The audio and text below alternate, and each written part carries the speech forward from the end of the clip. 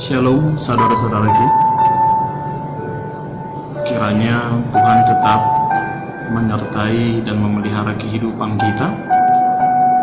Kiranya Tuhan tetap memberikan kita semua kesehatan yang daripadanya di tengah-tengah pergumulan yang sedang kita hadapi saat ini oleh karena wabah virus corona.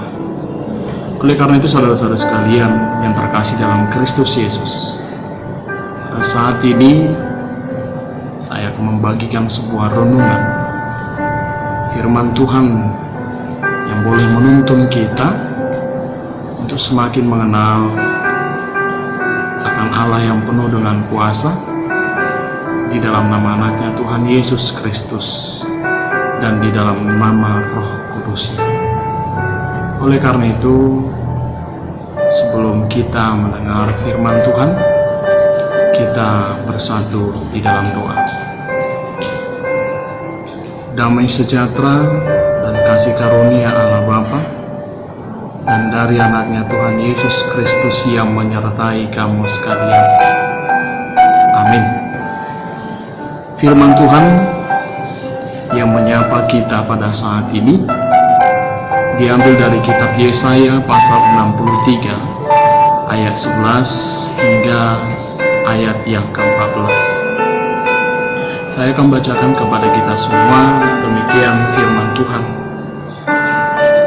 Lalu teringatlah mereka kepada zaman dahulu kala, zaman Musa hambanya itu, di manakah dia yang membawa mereka naik dari laut bersama-sama dengan penggembala kambing dombanya? Di manakah dia yang menaruh Roh Kudus-Nya dalam hati mereka, yang dengan tangannya yang agung menyertai Musa di sebelah kanan, yang membelah air di depan mereka untuk membuat nama abadi baginya, yang menuntun mereka melintasi samudra raya seperti kuda melintasi padang gurun. Mereka tidak pernah tersandung seperti ternak yang turun ke dalam lembah. Roh Tuhan membawa mereka ke tempat perhentian. Demikianlah engkau memimpin umatmu untuk membuat nama yang agung bagimu. Saudara-saudara sekalian yang terkasih di dalam Kristus Yesus, Allah Israel adalah Allah yang berkarya dalam sejarah, secara khusus dalam sejarah umat pilihannya.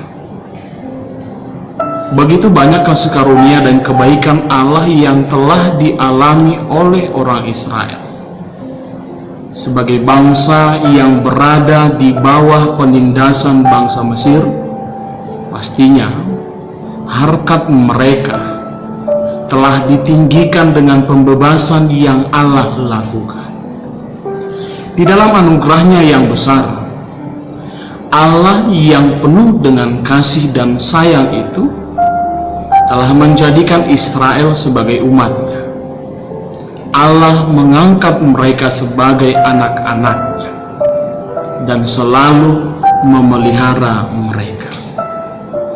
Dengan segala kebajikan yang besar itu, Allah tentu berhak untuk berharap bahwa bangsa yang telah dipilih itu akan merespons dengan integritas dan kesetiaan kepadanya.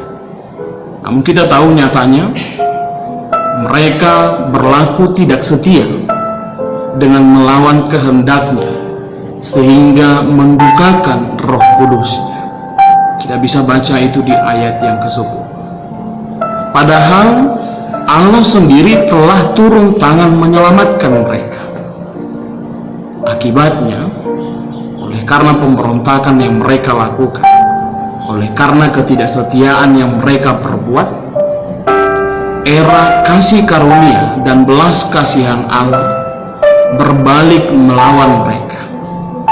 Jadi bukan Allah yang berubah kasih setia, melainkan umatnya sendiri yang demikian.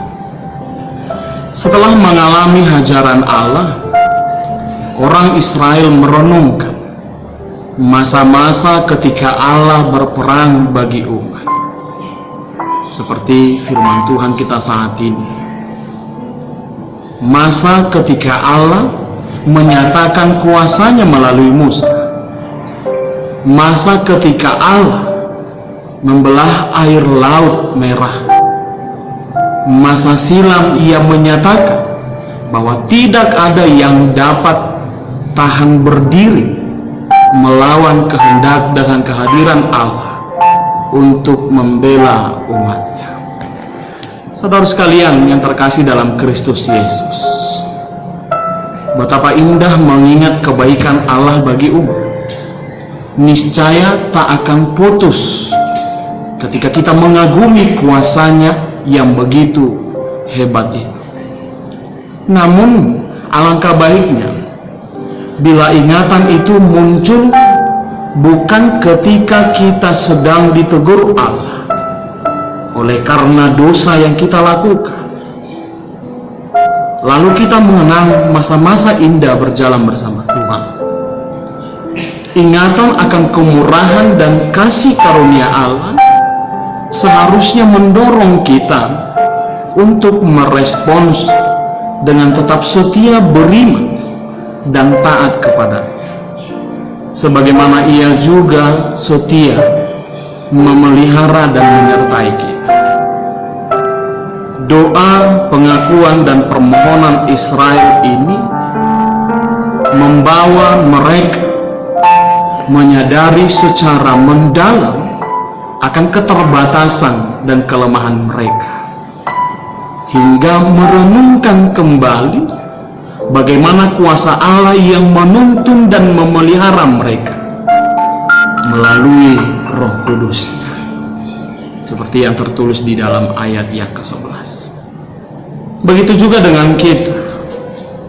Jika kita menyadari bahwa kekuatan kita itu sangat terbatas dengan segala perkara yang ada di dalam dunia ini yang akan selalu kita hadapi, kita pastinya tidak akan mampu mengarungi hidup ini tanpa tuntunan Roh Kudus. Kita sangat memerlukannya. Seperti kalau kita mengingat kembali apa yang dialami Saul ketika ia ditinggalkan oleh Roh Tuhan. Hal itu menjadi pelajaran yang berharga bagi kita. Hendaknya marilah kita meneladani seperti Daud yang begitu merindukan kehadiran Roh Tuhan dalam hidupnya. Apa yang dikerjakan Roh Kudus dalam kehidupan orang percaya, Roh yang memberi hidup telah memerdekakan kita dalam Kristus dari hukum dosa dan hukum maut. Itu tertulis dalam Roma 8 ayat yang kedua. Roh Kudus juga membebaskan kita dari segala bentuk ikatan dosa yang membelenggu. Dengan kekuatan dan kemampuan sendiri, mustahil kita bisa hidup dalam kebenaran secara konsisten. Yang terjadi malah kita selalu jatuh bangun dalam dosa, berbuat secara berulang-ulang seperti sebuah siklus. Namun dengan pertolongan Allah melalui Roh Kudus, kita beroleh kuasa untuk mengalahkan kedagingan dan hidup di dalam kebenaran. Seperti yang tertulis di dalam Yohanes 16 ayat 13. Ia akan memimpin kamu di dalam seluruh kebenaran. Dan yang tertulis di dalam Yohanes 14 ayat 26, yang akan diutus oleh Bapa dalam namaku, dialah yang akan mengajarkan segala sesuatu kepadamu dan akan mengingatkan kamu akan semua yang telah kukatakan kepadamu. Maka dari itu saudara sekalian yang terkasih dalam Kristus Yesus, hiduplah oleh Roh, maka kamu tidak akan menuruti keinginan daging. Jadi selain menuntun kita dalam kebenaran, Roh Kudus juga akan selalu mengingatkan dan menegur kita apabila langkah kaki kita mulai berbelok ataupun melenceng dari kebenaran, sehingga hidup kita semakin diperbaharui, semakin diubah, dan semakin mencerminkan karakter Kristus, dan secara otomatis buah-buah roh akan tampak nyata dalam kehidupan kita. Seperti ada sebuah kutipan yang saya ambil dari ucapan salah seorang pembawa acara di televisi untuk mengatakan akan apa yang kita hadapi saat ini, wabah virus corona ini, yaitu yang bernama Najwa Shihab. Dia mengatakan bahwa kepastian yang kita tuntut saat ini adalah sebuah ketidakpastian itu sendiri. Saudara sekalian, ketidakpastian itu adalah ketika kita bertanya, sampai kapan wabah ini akan terus berlanjut? Bahkan seluruh pakar kesehatan, para ilmuwan belum bisa memastikan tentang keberakhiran daripada wabah virus ini sendiri. Yang berarti ketika saat ini kita sedang berada di dalam ketidakpastian. Kita sedang menghadapi sebuah kenyataan yang benar-benar baru. Oleh karena itu saudara-saudara sekalian, kita hanya berharap bisa kepada Tuhan di dalam tuntunan Roh Kudus-Nya, agar kita boleh kembali hidup di dalam kenormalan. Kita kembali beraktivitas seperti biasa, seperti apa yang kita harapkan. Yang bisa kita lakukan saat ini adalah dengan berharap dan mengisi peran kita masing-masing untuk berbuat di dalam tuntunan Roh Kudus Tuhan.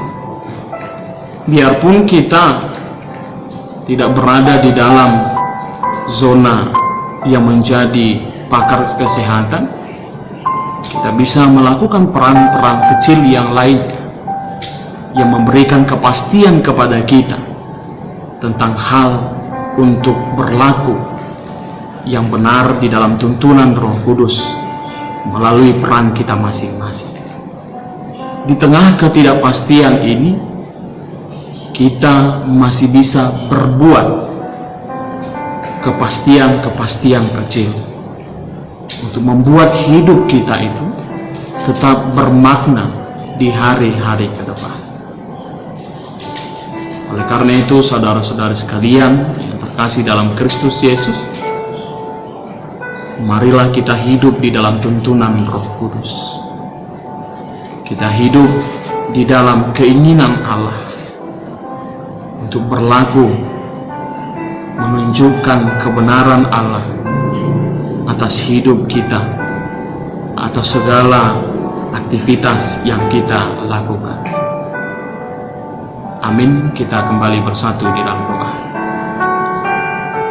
Allah yang penuh kasih karunia, yang kami muliakan di dalam nama anak-Mu Tuhan kami Yesus Kristus, sungguh kami bersyukur ya Bapa, sampai saat ini Engkau tetap menjaga kami, memelihara kehidupan kami. Kami tetap di Bapa di dalam kesehatan yang daripada-Mu, melakukan segala aktivitas kami. Meskipun aktivitas yang kami perbuat saat ini tidak lagi seperti biasanya, oleh karena wabah virus corona yang sedang membuat kami hidup di dalam kekhawatiran, yang membuat kami gelisah dan tidak tenang Bapa dalam dalam segala aktivitas yang kami perlu. Oleh karena itu Bapa, kami datang ke hadirat-Mu pada saat ini memohon kepadamu. Kiranya kuasa-Mu Bapa, melalui tuntunan Roh Kudus yang menyertai, menjaga, memelihara seluruh para medis, seluruh pakar kesehatan Bapa yang ada di tengah-tengah dunia ini, yang berusaha memberikan dan mencari solusi yang terbaik untuk boleh mengalahkan, memusnahkan virus ini. Oleh karena itu Bapa, kami mohon, berkatilah mereka, lindungi mereka. Kiranya hikmat-Mu lah Bapa yang bekerja di dalam pikiran dan hati mereka. Kiranya kesehatan dan juga semangat daripada-Mu Bapa bernaung di dalam hidup mereka. Bapa yang baik, terima kasih. Kiranya Engkau senantiasa memelihara kehidupan kami, memberikan kasih karunia-Mu, memberikan sukacita daripada dalam nama anak-Mu Tuhan kami Yesus Kristus, kami berdoa dan mengucap syukur. Amin. Shalom dan Tuhan memberkati.